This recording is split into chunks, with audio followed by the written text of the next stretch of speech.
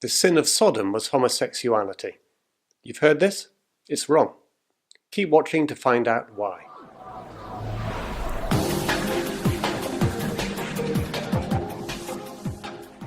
Some people argue that the story of Sodom and Gomorrah in the Bible shows that God condemns all homosexuality.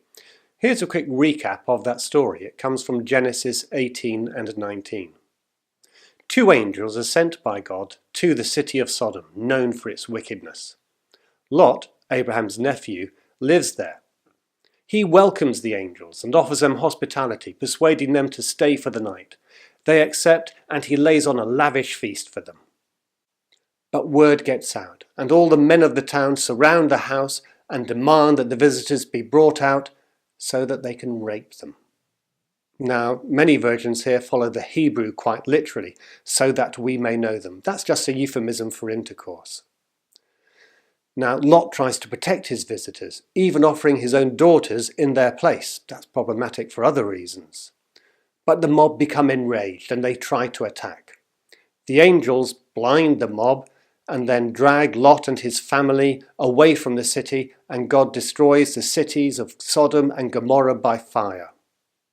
Lot's wife looks back and is turned into a pillar of salt. Only Lot and his daughters escape with their lives. It's a dramatic account, and Sodom becomes a byword for an evil city. But what, in the Bible, is Sodom remembered for? Well, Isaiah compares the nation of Judah to Sodom and Gomorrah, saying that Judah needs to learn to do good, to seek justice, to rescue the oppressed, to defend the orphan, to plead for the widow. And elsewhere there's judgment upon Judah for being like Sodom. Why? Because they are grinding the faces of the poor. Ezekiel says, "This was the guilt of your sister Sodom. She and her daughters had pride, excess of food and prosperous ease, but did not aid the poor and the needy.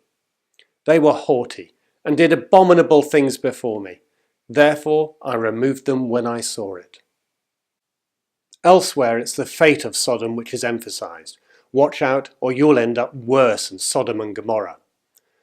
So a range of accusations centering around injustice, oppressing the poor and doing abominable things. Let's go back to the account. At the heart of it is a grotesque evil, abominable. It's the attempted gang rape by an enraged mob. Is it same-sex? Yes. But rape isn't to do with sex or gender. It's to do with power and attempted control and humiliation. In Britain, Jimmy Savile left a trail of both male and female survivors of his abuse.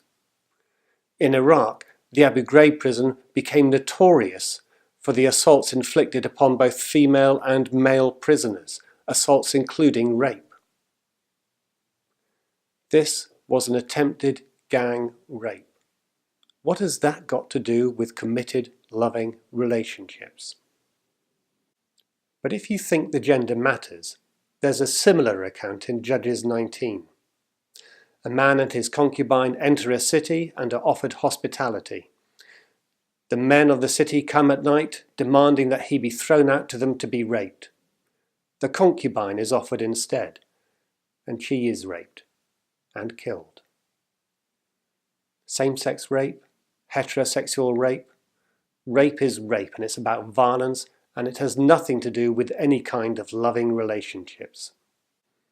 In an earlier video, I argued that we need to consider whether, when the Bible talks about same-sex activities, these are similar to or different from committed, faithful, loving same-sex relationships. What happened in Sodom was 1,000,000 miles away from any type of loving relationship, whether same-sex or not. Sodom has got nothing to offer in the debate about the Bible and homosexuality. This is part of a series of videos looking at the Bible and homosexuality. If that interests you, subscribe to the channel. If you want to find out a bit more, you can go to the companion website, bibleandhomosexuality.org. Thanks for watching.